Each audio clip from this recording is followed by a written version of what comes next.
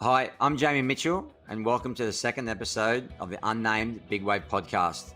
In this episode, we talk to none other than big wave huntress Emi Erickson. From her childhood growing up in Hawaii to moving to the East Coast, then moving back to Hawaii in her teens, surfing Sunset for a full year on a boogie board before she learned to surf, and then becoming one of the premier big wave surfers in the world. I had a great time talking with Emi, so I hope you enjoy it.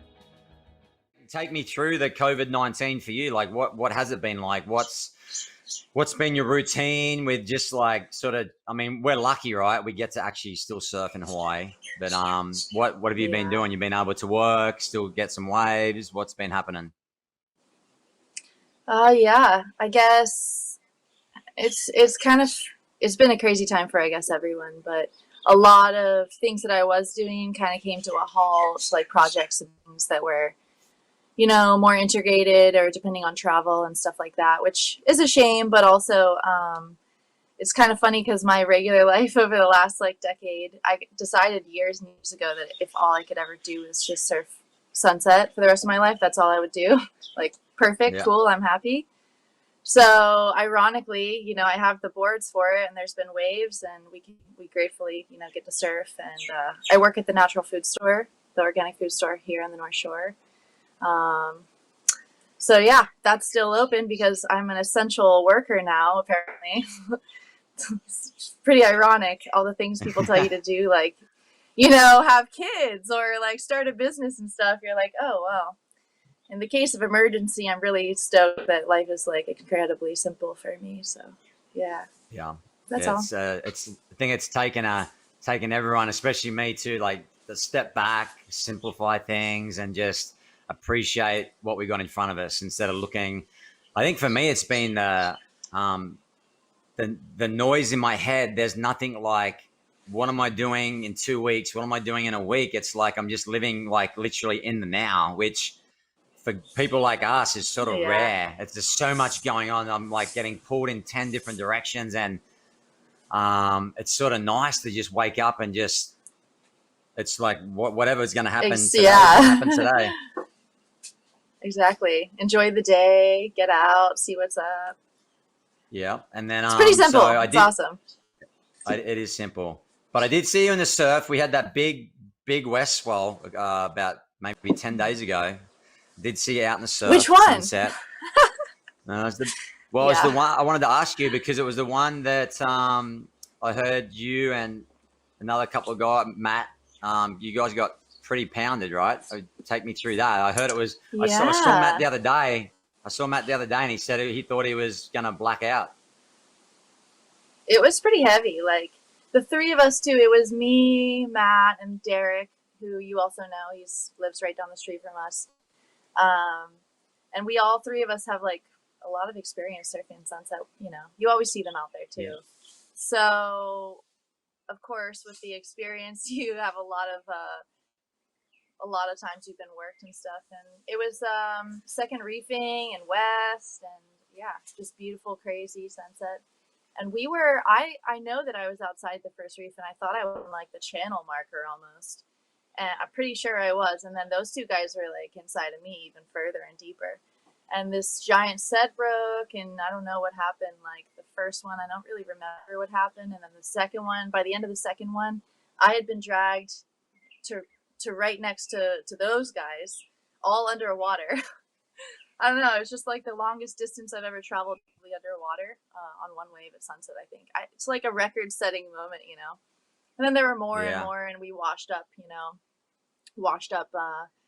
mother side of Val's, where the river breaks there. And we just sat there on the beach. Like Derek, I guess, had a 2 wave hold down, and Maddie said he didn't think he was coming up. Like it was it was nuts. Yeah.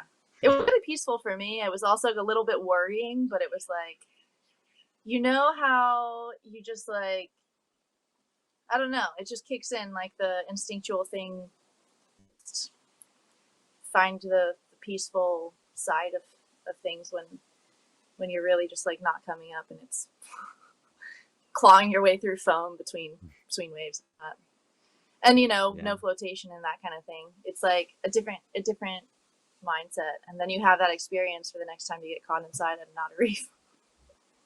Woo! Yeah, I mean, Sunset's no joke. I mean, I think that it gets forgotten about how heavy that place is, because like even when you think about it, we go to all these other places, you are wearing flotation. So sometimes the wipeouts at say a Jaws on a same size day or bigger day, like is not as bad as a wipeout at 12 to 15 foot Sunset without flotation.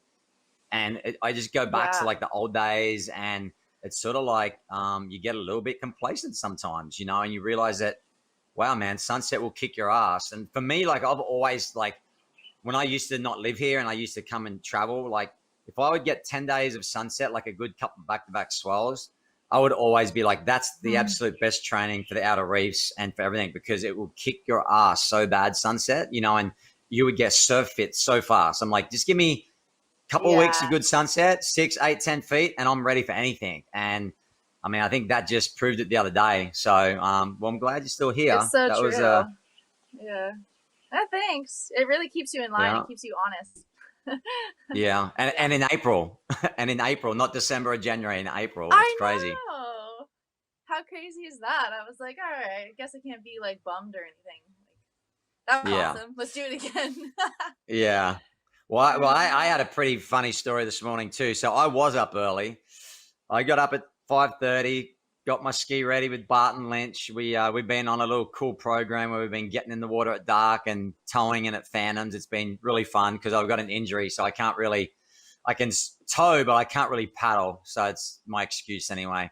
Yeah. And we were out there doing our thing, and we're out there floating around. And there's two, like with jet skis, there's two rookie mistakes you can make basically, and everyone does it multiple times usually.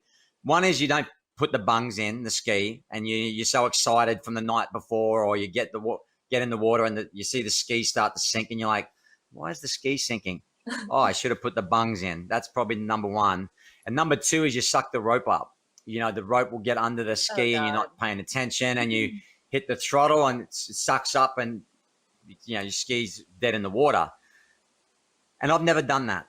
Since lifeguarding, 18, 25 years of riding, and I don't know why. I probably should have done it because I've been an idiot most of my life. So, but this morning out there with Barton talking away, no one's around, and I saw the rope coming under the ski. I was idling. It was fine. I grabbed the rope. I knew it was going, and I feel this thump. I looked at Barton. I said, did that just happen? He's like, pulls it, and he goes, yep. I'm like, God damn. So I'm getting the phone. I'm calling my buddies on the beach that live there. And he's like, hey, what do you think this set's going to do? And I look up, I'm like, well, it's either going to get us, I'm losing the phone and the ski, or I'm just going to get on the phone and we're going to make it. And we just like float over 2 sets. I call Mel and Mike Slattery. I get off, get some flip fins on. We kick it out, get away from Phantoms, and we start floating towards backyards. And then, lucky enough, within 20 minutes, Slattery's come out. We hooked up the ski. We went back and we made it in. So, it was pretty cool. It was just, I get one of those things, man. Like it's the total rookie mistake, and I'd never done it before, and I did it this morning, and so that was my little excitement for the morning. But so yeah. But hey, Emi, I want it. He would just smile. Yeah. We were floating around. He's like, you know what? He goes, as long as we don't get cleaned up by a wave, I'm sort of happy just floating out here for a while. It sort of feels nice. I'm like, yeah, it sort of feels nice. But I feel so stoked. Yeah, I'm like, but I got a podcast I got to do, so I got to get in. So, so I just realized I want to know more about, like, you think you know someone, right? Like Emi. I know Emi. I see Emi all the time. I know, Dad's Roger and all this cool stuff. But then I realized, like, I don't really know Emi that well from childhood, and so I'd like to try and start, like, maybe, I know that you moved back to Hawaii when you were about 18 or 19, right? But before that, like, were you born in Hawaii, went to California? Like, take me through the Emi Erickson story from, like, as far as you want back, like from childhood until you sort of end up getting back to Hawaii around that, teenage years at 18 or 19. Okay. So yeah, I was born here. in Hawaii, and lived on the North Shore as a kid. And we had a beautiful garden. My mom planted. My dad was like just going crazy in the water and in life, and lifeguarding and that kind of thing. And then we moved when I was 6 over to the East Coast. My mom's parents over there were just awesome. Got to know them before they passed, and my parents split. I went through school and everything, pretty much just took care of my sisters. And I was a runner. I wasn't in the water really. Like, I kind of knew a little about, like, the old stories of like whoever, I don't know. I actually really didn't know anything about surfing, which is kind of funny. Like, people would probably not expect that surfers know about surfing. I kind of just knew like these weird stories about my dad and his friends, and Jose Angel and stuff like that, which kind of lived in like a fanciful part of my brain for my childhood years. And then so I was a runner, and cross country and track and stuff like that, and just took care of my sisters. And then I didn't really know what to do with life, and I was a great student, and I got into UH, into like an environmental science program.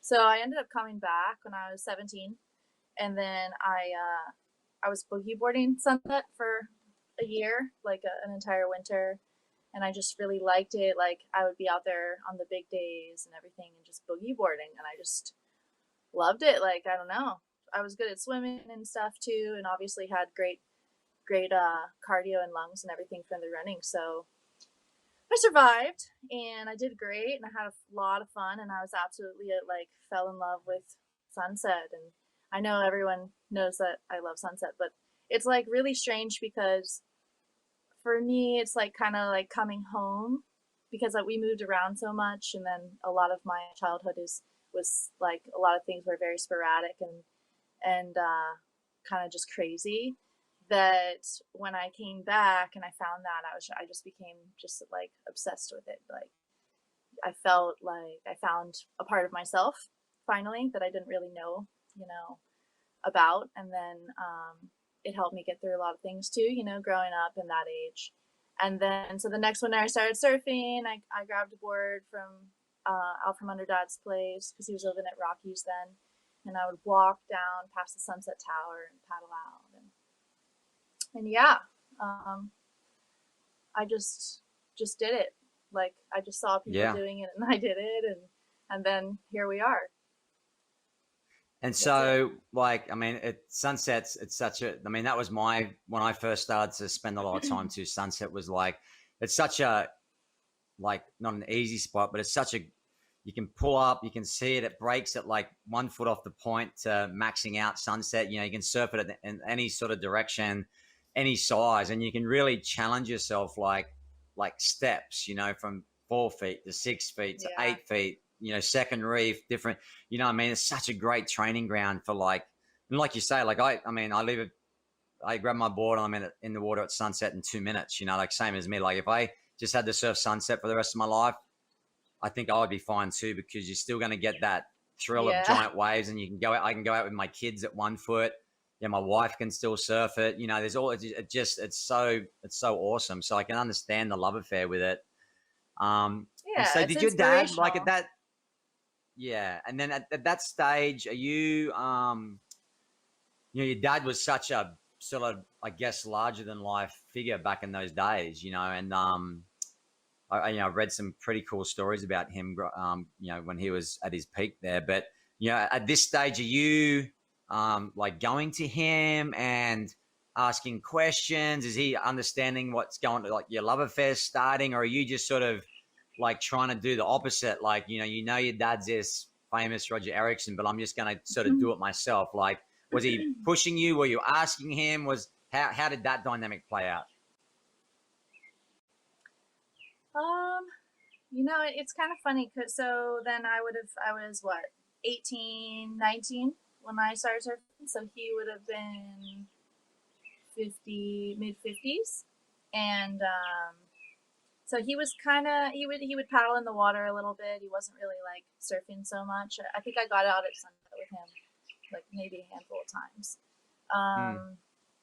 But that was it really. And I don't know, it wasn't deliberate, it wasn't like calculated, it just, I don't know, it was it just sort of, it just happened. I don't know. I'm not sure if he really wanted me to be in the water and in more like serious conditions. I don't know if he was afraid for me or anything, but like we're both incredibly stubborn, strong-headed people sometimes. So if he told me to do something, I was just like gonna do whatever I wanted to do anyways. I think he recognized Yeah. that because he has the same trait.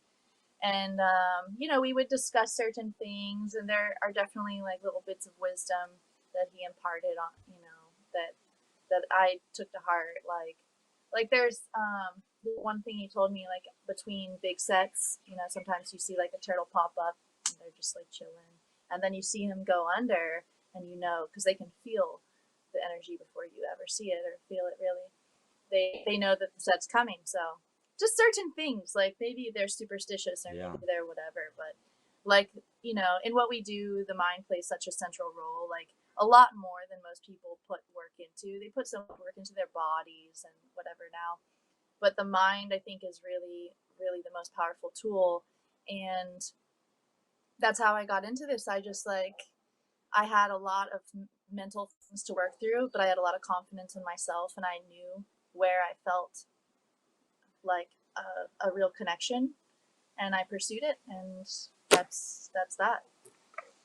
Yeah, and Yeah. I feel like when you're like an athlete, you can tell you're an athlete, like from running, swimming, you have that confidence in like just being in the ocean. Like, even if I'm not the greatest surfer right now, if I snap my leash or don't have a leash and I lose my board, whatever it may be, like you're going to be fine. And that comes Yeah. with like a great, the confidence of that is awesome, and then being able to do that, and then just, yeah, I mean, you know, being born in Hawaii, I think there's something, that I feel like even my girls, like, even if they decide to leave or like and come back or whatever, like when you're born here, there's just some mana, the energy, it's just in you forever. You can't shake that, and you probably felt that. That's probably why you are where you are now. Like that part of Hawaii is Yeah. in you, and it brought you back. And then you got the It's genes, funny, the right? DNA.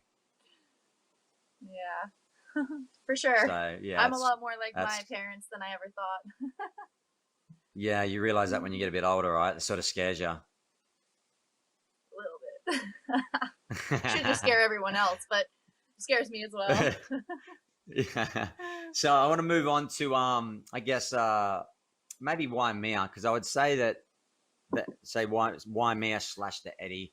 Like Waimea seems to be a real favorite wave of yours as well. Yeah, you have a really, I'd say, like a love affair with that wave, and I know why. It's such an amazing place. But Mm-hmm. I know your dad. He competed in the, I want to say, 1986 and the 1990 Eddies. I saw him I've done some research last night, and I saw him interviewed about a pretty insane wipeout that he took one of those years.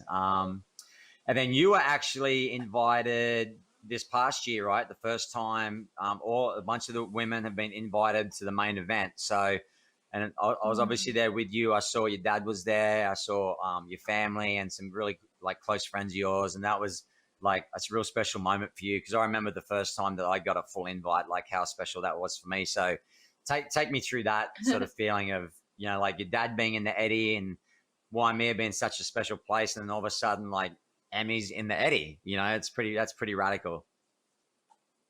Yeah, it's kind of crazy. It's like, the pipe dream you always like believed could come true, but you didn't quite believe it could come true because obviously the whole gender thing or whatever, there's a million people who surf the bay, a million people who think they deserve it or want it or whatever.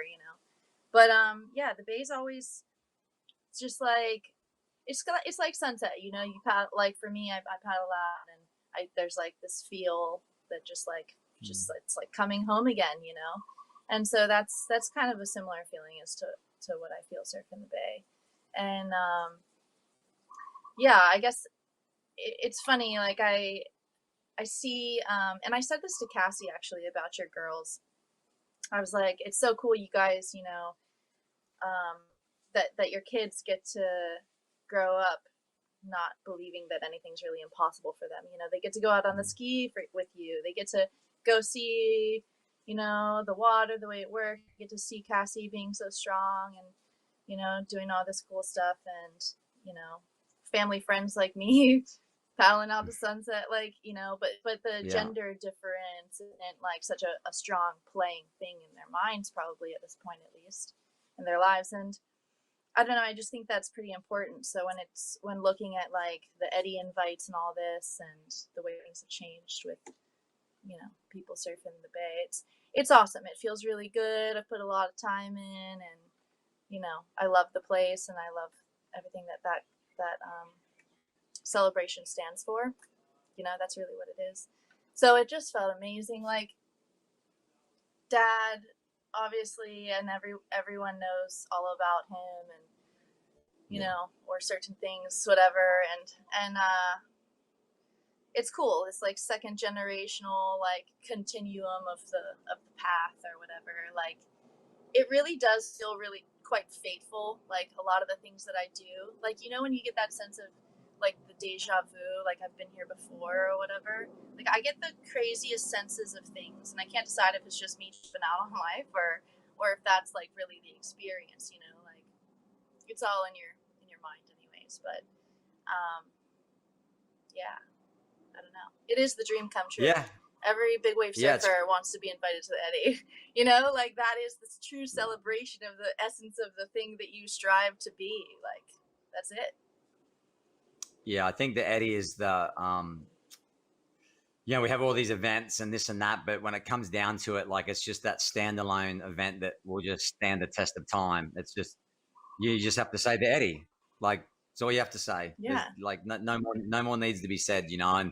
And Waimea is like such that, you know, you park at the church and you wax up your board and you see all the people like funneling down. You walk down past the church and then you see all the photographers or whatever, say hello, then you walk onto the beach and you do the paddle out, and it's such a, I get goosebumps thinking about it, you know. It's such a cool spot. And then you see the church, like, you know, it's very spiritual, like, you know what I mean? The church is there, and the way, and you were saying about the turtles, like, for some reason I always see, and they say that Eddie is a turtle out at Waimea, right? And then every now and then you'll be, and I've seen it where I've seen a turtle pop up, like, just like 20 yards from me, and I've been out of position. I've seen someone that's right where that turtle was, and that wave came right to them. I'm like, whoa, she's like tripping me out right now. It happens. So it happens. Every time. Yeah, it's crazy. Yeah. It's so what's real. I mean, it's not just superstition. Yeah. And then what's your take on, I mean, obviously you want the Eddie to run, you know, like, were you disappointed that we didn't get a chance to go this year? Were you ready? Physically, you were ready this year? Yeah, I mean, I was born ready, man.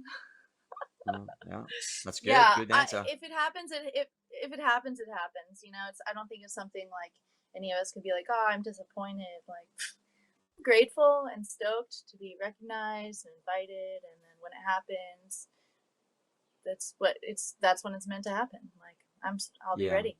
That's when. Yeah.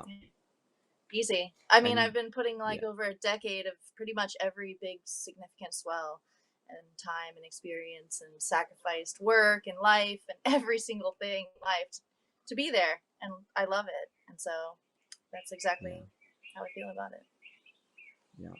And then who's your go-to crew? You know what I mean? Are you I mean, I know you sort of beat to your own drum a fair bit, but like, do you have a certain crew? You know what I mean? Like, if you're going surfing the Bay, like, is it, you call up some guys, some girls? Is it a mix of people? Like, are there some girls that you like to go surf with to, you know, push each other, or is it just sort of like, you just know where I'm just going to the Bay, I'm going to see everyone out there anyway, or is it? I thought you were my crew, though. Well, yeah. I'm a little bit of just like a lone wolf. I don't know, I guess. But yeah, I mean, living here, it's a small community, you know everyone, and everyone who's going to be interested in going. So there's always a little bit of like chatter going on, like a few of the girls, like Sylvia and Polly, because they always they like to go paddle out there too, and Raquel, and I don't know. Do I meet up It's with real people? easy Sometimes to. like Matt Rott. Yeah, I just kind of Yeah. go. I don't know if that. Yeah. Yeah, because you know you're Makes about to see sense. 70 of your closest friends, so like, don't worry. Yeah, Don't worry, it's they're not gonna like all be there. yeah, yeah. It's not like it's not like there's a lack of people to go surf with over here. Nah, nah. But actually, yesterday, funny enough, the bay was breaking. It wasn't huge, but it was so cool. The end of April, you know, you're out there, just get the feel. It's mostly pinballs, but then there's like the random one. And Yeah. actually, I don't know if you know Connor, Mark Fu's nephew. Him and I had like the nicest wave of the day. I think it was stood up so nice, and he was riding one of Mark Fu's old boards. I thought it was pretty ironic. Wow, that's I don't know if cool. you know him. He's a really cool friend of mine, but yeah, that was lovely. Yeah, And I nice was way to actually finish it riding off. the board that Dad shaped, so we both had like these crazy old ancient boards. Is Anyways, that the one your dad shaped? The still the one with the black stripe? the blue stripes, that one. It's the He blue hand shaped, and I stripes. think Yeah. Randy, yeah, I think Randy Rurick helped with that one. And actually, that one is like pretty much responsible for my whole journey because it was just such a phenomenal, I don't know, connection with the board or whatever. So Wyman, all the great sunset and the big West Side days. Yeah, it's kind of crazy. The black stripe ones, the first black stripe one, like almost a decade ago now, that was with Lyle Carlson. The blue stripe board was actually our inspiration for it. So, and that board, you know, has been a terror around the world ever since. So I can't. This is a great chance for me to jump in about boards because I mean Okay. I egg you a little bit about the single fin, but I trust You your do. judgment. Everyone But does. well, I don't do it like I'm not really trying to get you on a thruster or a quad fin. I just like to ruffle your feathers a little bit, Yeah. So, but what I mean, obviously, you do. Feel like you're an old soul, right? And that's not being. I hope that's that. You don't take that to offense, but you're an old soul. I feel like you understand the history. Obviously, your dad. Grabbing the board under the house, and just like if that board feels great, then why change it? I mean, I guess experimenting is awesome and stuff like that, but when something works so good, I mean, I've seen you get amazing waves at Waimea and stuff, and you look as solid as anyone out there, And what is it about the single fin that makes you just sort of like focus solely on that? And then I know you work with Lyle Carson a lot. I know Kyle, great guy, great shaper, makes great boards. Has he tried to even like get you off the path a little bit, or is it? Are you guys are just in synchronicity where it's just like Emi's riding single fins, we're just gonna focus on making the best single fins that we can? Lyle, so yeah, he shaped me a few quads and, been like, yeah, you can ride anything. And it's true. It's all mental. It's whatever. And I, last summer I was actually having a go on some quads at Puerto. It felt really nice. I like that. Found a few good ones. But as far as like these waves here, I don't know. Like, yeah, I can switch it up. Traded boards with Jamie Sterling the other day. I surfed his thruster and he surfed the single fin I was riding, and it's all fun. But I am a little bit slower. I've been yelled at for my surf style because it's apparently not correct according to some people. Whatever. Like, I don't know. I just maybe like I tend to be a little knock-kneed sometimes or whatever, but I like to feel like a nice flow glide type feeling, and it fits like my speed and whatever. So Your personality. yes, my yeah, I'm so slow to wake up in the morning. No, I don't know. It just feels good. It's hard to explain. I like to ride all kinds of stuff, but I feel like I have a lot more success on single fins, and you might as well embrace that. I'm not trying to be anyone else. Like, it's just how it is. So, yeah. I mean, I did it at Jaws, and everyone told me I would eat shit and die. So, hey, look, I actually made waves. once upon a Yeah. time. And I mean, it's all confidence. Everything's confidence. I mean, confidence in big waves is, I mean, God, it's like 95% of everything. You know, it's whether it's confidence in For your sure. ability, your mental confidence, how you feel. Like, did you get some good sleep? Like, just everything is just like, you know, how your mojo is. And you know, like if you've got a go-to board that you just know, like in and out, that's just your magic board, then it doesn't matter, because that thing, you know what it's going to do, and you're going to get waves, and you're not going to be thinking about, am I on a new board here? Am I going Yeah. to eat shit? Am I going to, like, you just, it's Yeah. automatic, right? You don't even think about it. You just paddle out and you go surf. And you know, to all those people Exactly. about your Yeah. style, to your style, just do that to those guys, because I love your style. I actually Oh, think I I just do. said in Don't an you interview, worry. I think you're the most stylish big wave women surfer we have. You know what I mean? I like that. I like Oh, that thank style. you. You know, it's like it makes it look graceful. It's like you're the Stephanie Gilmore of big wave surfing. You know what I mean? I think that's the way I put it, you know, because it's just She surfs it's so nice, you know. beautifully.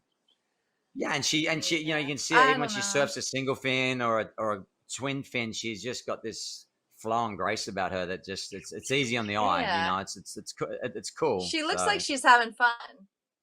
You know, you want to exactly. look like you're having fun. Like even in big waves, if you're not having fun, why are you doing it? You know, Yeah, that's how I feel yeah, about it. So that's for I just sure. wanted to dial. I like to dial in, you know, my one or two or whatever boards, and then you know exactly how it's going to make the drop, how the rail's going to feel, whatever. It's like Yeah, that's it. yeah, cool. All right. Well, I wanted to get into the specific into some women's stuff. We just, I mean, it's been such a the last few years has been such a like crazy ride for you girls. You know, like equality for pay and all that stuff. It's been pretty wild. But I mean, do you think personally, like, do women face any specific challenges? You know, in the big wave world, do you think like is there anything specific that you guys battle with all the time? I mean, there's a lot of double standards for sure, and you know, whether that's injury, which I faced myself, or, you know, the money thing, or performance, or judgments of whoever, you know, the decisions of what even's going to happen in the sport based upon, like, it's just honestly too much to even think about. I think the best thing to do is, like, to lead with your actions. Sure, like, you can lead with your words and stuff, but if you don't, like, bring it to the table, you know, nothing's going to happen. I get really sick of the whole thing, honestly. I get really sick of the whole conversation around it, the men battling the women type thing. Like, you're a friend of mine. I love surfing with you. You're a guy. I think to see the difference in people based solely around gender is an extremely unevolved way of thinking of things. And then people who do that, I literally just write them off. I just really Yeah, don't even talk to me. Like, goodbye. That's how I feel. I don't want to like operate or be open to this like lower vibrational thinking, which is that men and women are so separate and so different and this and that. And there's like so much, I think there's so lot to be celebrated in whatever you are, whatever you're doing. I'm not going to think of myself as so different because I'm just a woman. I do think it's yeah, incredibly annoying when guys I've never seen paddle past me in a lineup because they see that I'm female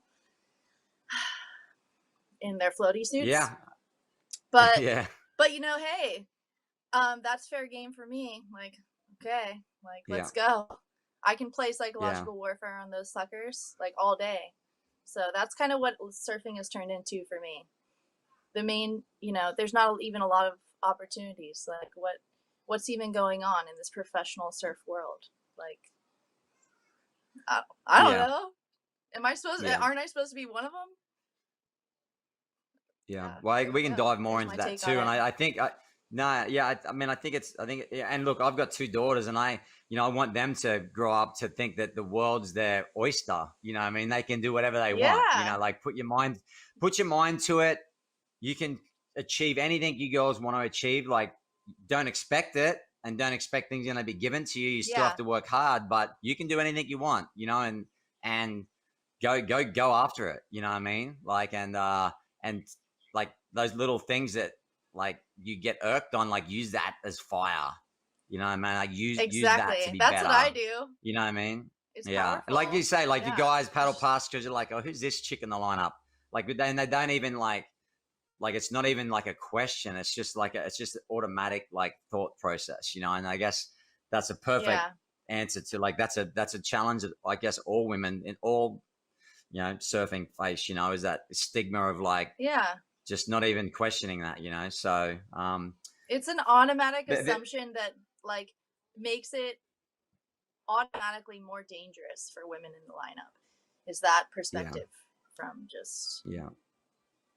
it's Yeah, just because ridiculous. the progression of women surfing has gotten crazy. I mean, it had from, like I remember when like I used to be just Maya when she was living out here like years ago. She was like one of the only ones, and then Jamila was was out and about here and there, and but now there's just so like there's so many girls, like you got like Paige, Bianca, yourself, Justine, you've got Nicole Pacelli and Raquel, and there's I mean especially in this little zone at Sunset, like there's a bunch, there's like a posse of 5, 6, 7 really good girls at charge and out and about, but wonder why do you think there isn't more? Like I mean there is more than there has been, but still in the scheme of things there's not more. Like why isn't there more big wave women surfers? You think is it I don't know why. Um, you know, it's become so the big wave thing, like I think it's become a little more glorified now by all the some of the competitions. Oh, sorry, I keep bumping this thing. The competitions and the money and the sponsor, the whatever, like it's getting a little bit more popular. And there's definitely more attention. I think that's still a problem for women in general. Is just the idea, oh, I can do this, like the strength, the assumptions that live within them that they've been raised to believe or whatever. Like I think I fall into that sometimes. Like there will be sessions where I'm just like, people are doing the runaround the whole time and I'm just like so over it. I'm like, I'd rather go like do anything else.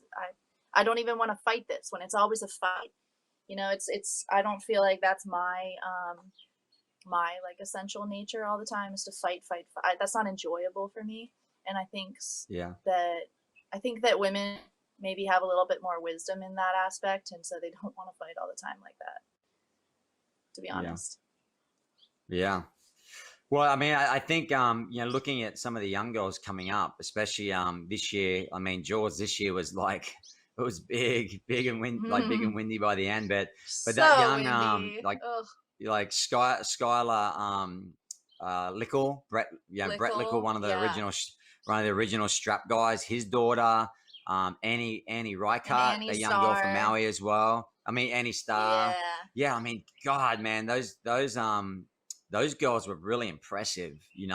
Some of the they just went for really it. young up and coming girls. Like, is there anyone else? Is there anyone else that you see apart? Like, I know they're two of the more like famous ones because they were in the contest. But is there any more girls on the Wahoo or around around the world that you see that are coming up, or is it sort of just what we see in front of us? It's kind of hard to say. Like, I don't really know. Jaws is a different level too. It's like, Yeah. I don't. It's just a whole different level of surfing and whatever, and then all the stuff you have to have in the world in order to even get there or be included. Like, yeah, women have other women probably have a long way to go with that. It's not easy. Yeah. You got to have even just the time to be there. Yeah. I don't know who has the time to be there. I barely have the time. Yeah, I guess that bides well into my next question is like where do you think you see women's professional big wave surfing in say 5 years? Is that something that you probably obviously don't think about it, but like where do you think it would be? You can read my thoughts, can't you? where do you think it would? Two-part question. Where do you think it would be, and then where would you like it to be? In say 5 years' time. Yeah, you are right. I don't think about it. I have never been sponsored. I can't put my energy into that. I work at a grocery store selling people organic food in North Shore community. I bust my ass doing surf lessons and pretty much every other job you can ever have on the North Shore. So I do not think about where big wave women surfing is going to be. I do think about how much I'm going to enjoy the next Westwell at sunset. Um, Mm. but I would love to see, sure, a little bit more opportunity, a little bit less division, a lot less of fight of gender against gender type thing. Like, I don't know. I would like to see a little bit more character. Um, I think it's a lot more interesting when people have character that's not just fight against something. Like, like I've seen these old like surf mags. There when I was in, I think J Bay or something. Derek Hine gave me this one, and it was like, an interview with BK about sunset and about how that was the spot and that was the deadliest thing or something like that. And it's funny because the writing and all the quotes and everything were just so like of the time, like of the essence, and like I feel like that's really what gets lost in surfing in general. A lot of sports now, like people have to please the people that have money, and that's all cool, but I still have nothing to lose, so Yeah. I don't know. Yeah. No, I think it's a lot more interesting, to get to know what actual people are, what they actually do, how hard they work, the terrible things that have happened in their lives or whatever, and then how they are, their personality. It's pretty cool. yeah. Like, are you a human or are you a robot? Yeah. Yeah, I I like think that. that I think we have some crazy characters like women, man in the big wave, like past, present, We old, do. like it's crazy. You walk down the beach, and I mean, I see your dad every day. Like your dad walks past my house. I see him on the beach getting some sun. I see Al Chapman at Yeah. sunset. You know what I mean? Like there's just these Yeah. legends, and then you've got like the people that are doing it now. Guys like Jamie Sterling, that was a sponsored kid that won a world title, that now is unsponsored, still charges, could do anything. You know what I mean? And then I mean the big wave thing is Yeah. sort of like just, I mean, it really has fallen apart. It's sent, if you're thinking it as a like a profession, like we really don't have Mm. professional big wave surfing right now. Like the people that are sponsored are Yeah. very Yeah, no. few and far between. There's one contest. It's at Jaws. The men The want it to world be, title. yeah. The women want All it to right, be like, the stop. men want it to be like 50 feet, and the women. Well, I'm not saying they don't want it to be that, but I think that like it would be awesome for me. It would be awesome to see the women get the conditions that they would like to get and perform. Yeah. And I think it'd be A great to be able to glassy get the day would men be the amazing. conditions. Yeah. Yeah, and Yeah. I think that would really progress. Not, I mean, again, not fighting, like not fighting for the same thing. Like you got one swell, you're trying to make the men and the women happy, and sometimes you only get one or Though, two swells. Jamie, It gets but big waves aren't always good waves, and there's definitely like no, this very underappreciated like art of like getting your ass kicked without flotation, or just making the decision of like when is a good wave, when is it too windy. Just because it's big doesn't mean you should like. yeah, There's a little bit of there's a huge judgment shift from what I have seen in the older generation as to what's going on now, because of equipment changes, because of skis, because of all these different things. But the outcome, the injuries now, I mean, you're facing some terrible stuff still. It's not like concussions are ever going to be like less bad, or like your leg yeah, getting ripped apart like less traumatizing. It's a judgment call that I think like is really important. And I don't know, yeah. competitions don't make sense to me in big waves, to be honest, at all. Yeah.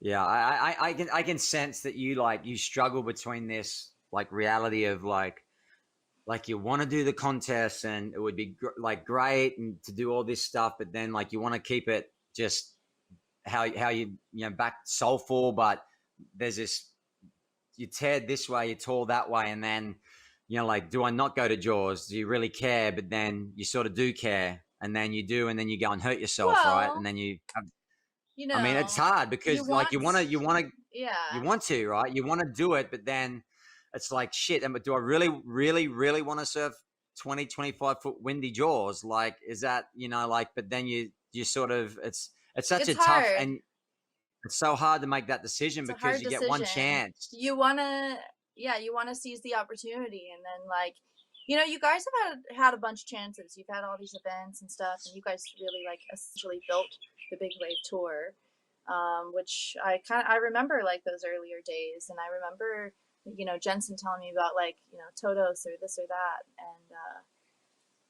and it's just interesting. It's like now, for the women, it's like we're still starting. This whole thing is new, and that first Jaws event with the women, that was a huge experiment that I don't believe was really set up to be very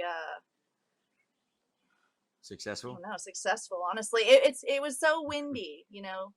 I weigh a lot, like less than most of the men. I'm like 140 pounds. Like, I'm sorry, this isn't a matter of like whether I charge as hard as you or this. If it's 20 knots and it's like this wave moves way faster than I surf norm, I don't know.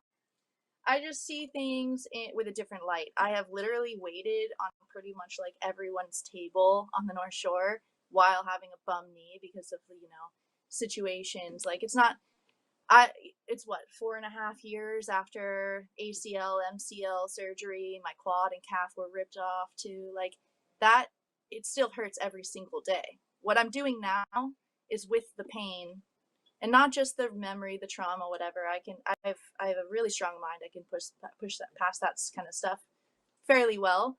But the physical pain and actually living your life like that for the rest of your life, this is a reality.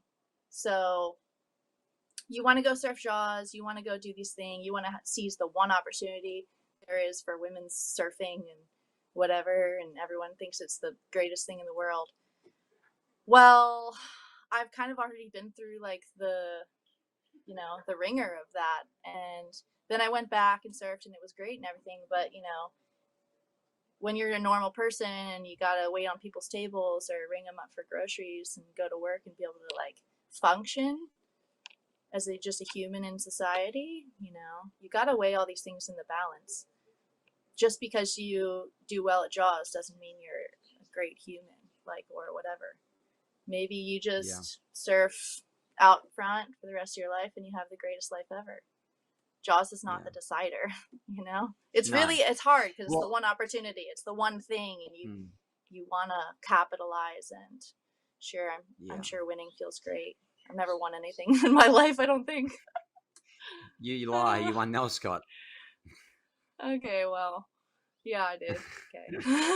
So, but what was I gonna? I just lost my train of thought. Oh, what I was gonna say was, I think, like, for me personally, I think that I would like to see big wave surfing tell the story. I would like to see the stories told about individuals. Create, like, who is Emi Erickson? Like, and tell the stories. I think the UFC do a great job at that with their fighters. Like, I love the UFC. I love the storytelling they do, the training, the lead up, and like they do all this, and it's all the lead up until they go in and kick the shit out of each other for 5 minutes, right? It's like the same as us. Yeah. We do all this training and lead up, and then we go get our ass kicked for an hour or two until we paddle back to the beach with our tail between the legs. But yeah. What I see is like telling these stories, the storytelling, and then going and chasing a swell and documenting that, and like we did, like, I mean, still to this day, like over the last 5 years, the best like surf sort of mission that we did was, for me, was to Mavericks for the Olympic channel. Me, you, that was so Aaron cool. Gold, Garrett. And it was just, we had this big boat. The surf was like wasn't gigantic. It was really approachable. Like, there was no, like, that was fun. We didn't have to get out there and prove ourselves. Like it was just a really fun 2-day surf mission, and and I remember sitting with Aaron, and Aaron's a freaking maniac. I remember just sitting on the bow of the boat with him and just going, dude, I had so much fun. Like, We weren't out there. It wasn't death defying. We weren't like competing against each other to try and get the biggest wave or anything. It was just like, it was just fun, man. It was like really, really, It really was fun. the And to me, experience. Yeah. yeah. And I think to me, like, I think that's like, there's always going to be future for competition. I mean, there's just, it is, it's human nature. And I'm a product of competition, you know, like, but in my getting in more mature, I would say that, you know, I am tending towards like that style of stuff. Like I would like to see a story. I'd like that story told about me. You know, what's going on? Going chasing a Yeah. swell. How do I you want to get there? know This and who that. You know, is like Jamie Mitchell. yeah, you know, so do I. But Oh. you know, I think that to me, I think that's. I mean, right now, without a tour, without a professional tour, without really any professional anything, I think that that's to me like where I'd love to see it going. I think that's more. It's more manageable. It's more attainable to do that. You know, like you're not looking. You don't need to be looking for like 100-foot waves. You know, there's plenty of like perfect, beautiful big waves like Todos. You know, like Mavs, like Waimea, like the Outer Reefs. You know, like there's just so many of them. So I don't know. I think that's for me. I think that's where I see, and I hope it goes. You know, at least we test that, you know, test the waters of how that goes, you know. And I think that would be great for, Yeah. you know, for men and women, women, the kids coming up, the, you know, all that stuff. I think, anyway, that's my rant. I hope we see some of that come I through, you like know, in it. the next few years. You like it? Okay. You're Yeah. in. I like Number one it. on the list. Okay. And then, so what, you know, so going back to Jaws, you know, it seems like you have a bit of a love hate there. You know, that was it 2017? Was that the Jaws contest where you ripped your leg apart? Was it 17? Whenever the first one was for women, you know, Yeah, the I experiment. think it was I think it was I think 2017. it was So obviously that was 16. 16. Yeah. I don't So know. that was a Whatever. horrible, Whenever it was. horrible injury, right? Terrible. Yeah. Like I MCL, mean, ACL, everything. MCL, ACL, ripped off the bone, quad torn, my calf was detached on one side. I was just like, Yeah. And then life took what a type of major downturn. And what I mean, what do you like? I see you running all the time. I know you like your yoga, but you know, say adding recovery to, you know, trying to get that fixed, but also on your day to day life, like training. Like what is training for Emi Erickson? Is it like healthy eating, you know, all that sort of stuff, and then adding to that like a little bit of running, yoga? Is there anything else that you do, or is that sort of generally the scheme of it? Yeah. You know, I love running. I think it's like such a great meditation and all that. But I don't do it except on the sand now. I love to, you know, go for a bike ride, bike down the bike path, and then you know, on the beach I like to do about like 100 meters, jog, run, sprint, whatever. And then I stop and I do a bunch of, you know, body weight stuff or push-ups, that kind of stuff, and then I keep going, 100 meters more, 100, you know, and then I do that for about a mile and a half or so, come back, bike back. That's one of my favorite things to do. I like the yoga. I've been, you know, doing a yoga teacher training course, and I feel like what we already do in the surf, or at least for me, the way it is, you know, because you're so in your brain and like, you know, your moment on the wave is like your transcendence or something, like you break out beyond your human form of Yeah. experience. I don't know, it's even hard to explain, but yeah, so that's been one of the things. And then I have always been a huge advocate of you know, health, being healthy, eating for your nutrition, eating for recovery. And I've worked at Celestial for probably like a decade or something, on and off with all my other gigs through the years. So pretty ironic through the quarantine now that's still open. That's my only job that's been going. So Yeah. yeah. What else do I do? I don't know. Yeah. That's it. Dance Really, all night. I love to Dance all hike. night. Yeah. No, okay. So I love hiking. I have a few little hikes I really, really love to do. I'm getting rained on right now. I don't know if you can tell. But yeah, I mean, I wake up in the morning, I put on some music, I make the coffee, and I dance around. If you don't do that, I don't Yeah. know. Like that for me is such a happy way to start the day and whatever. And I think that's such a funny hashtag. No one, I don't know if anyone laughs about it other than me. And I don't I think it laugh. really, I don't know. I just think it's funny. Okay, thanks. Yeah. Yeah. So I want to ask about, and you don't have, but the Jaws on 2018, right? So you come back from injury, get the courage to, go back out there and compete again, which, by the way, takes, like nearly a career-ending injury, right? And then you go out and there's a lot of sort of, I guess, I don't know, controversy about that, since you did well. Is that rain is coming down hard?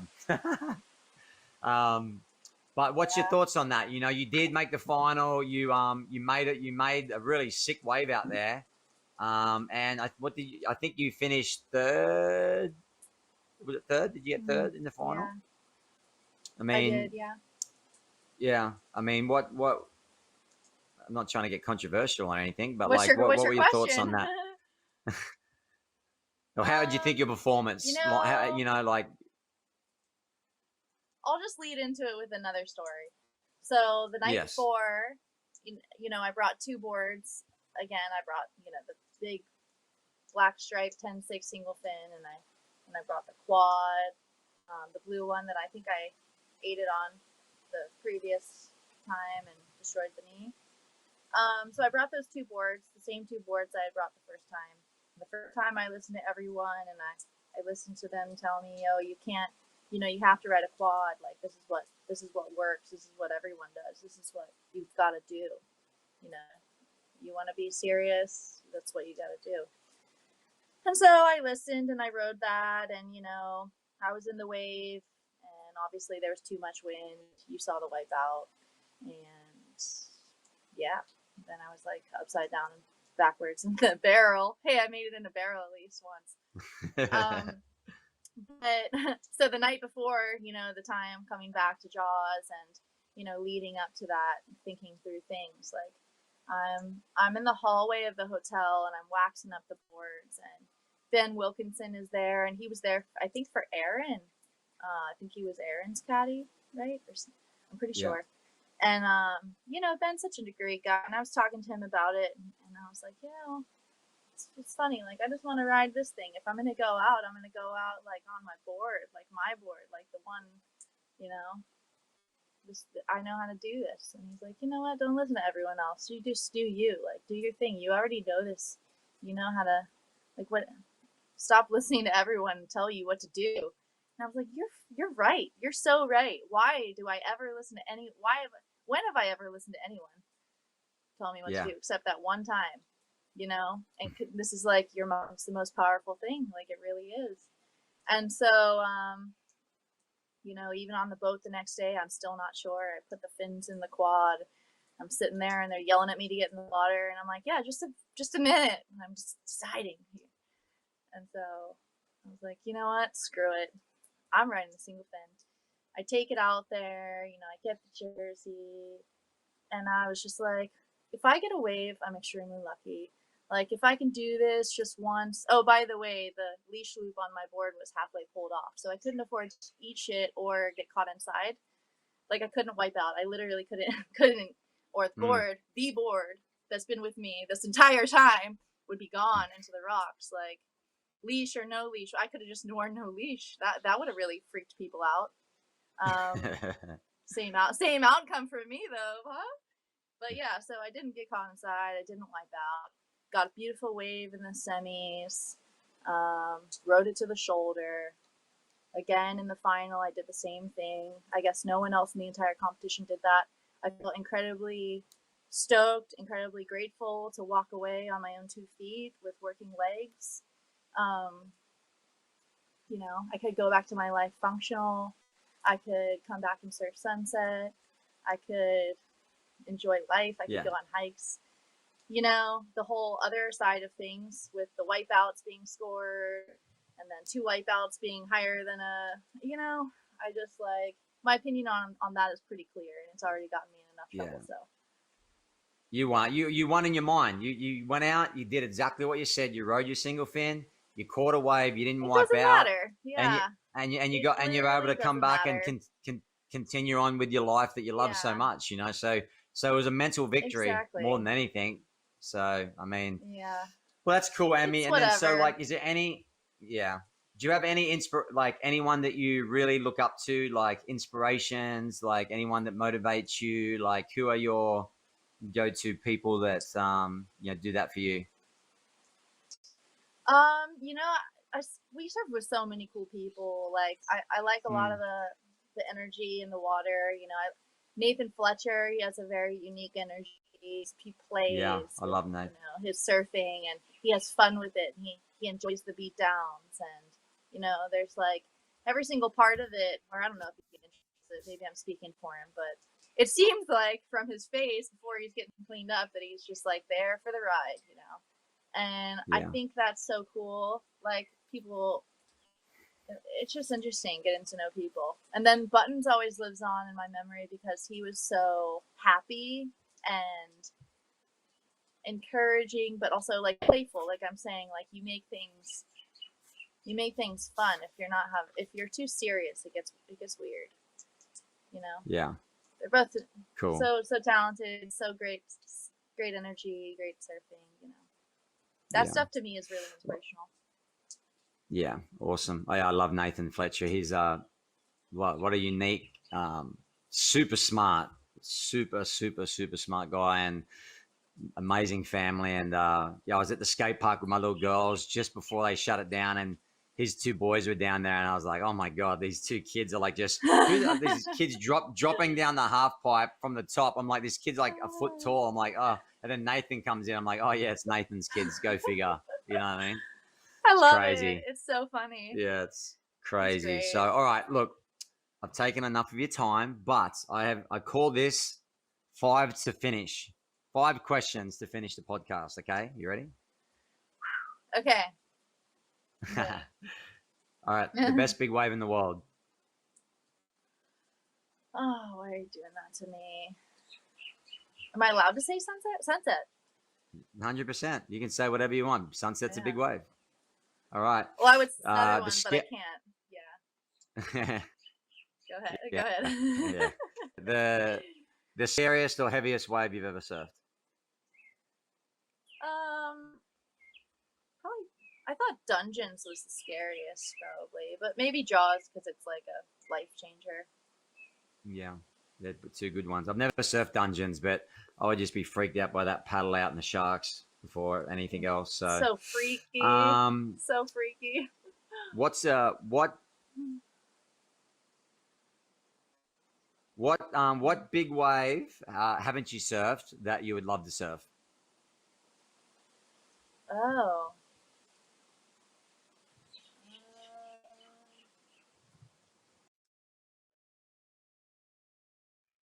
Sorry. I don't know if that got interrupted. That was Jock Sutherland calling to give me avocados.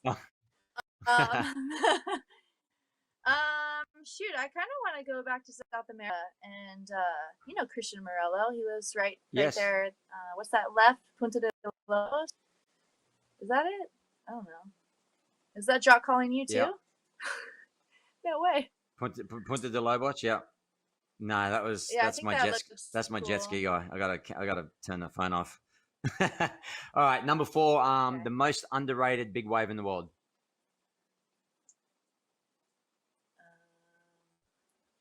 Wow, these questions are really showing like how spacey I am, huh? Also, sunset. Go ahead. Next one. Yeah. There you go. Okay. Where is the next big wave discovery going to be? Ooh, I don't know, but if I say something, those locals are probably gonna get so mad at me. Why would I do that? Why would you do that? All right, Emi. Hey, thank you so much for your time. I know it took a little bit of work to get this all teed up, but I love your work. I love your surfing. I love your style. I love you that you ride your single fin. Right back at you. I love that you're your own person, and keep doing you. And thank you so much for being on the second episode of the Unnamed podcast. Awesome. Thank you, Jamie.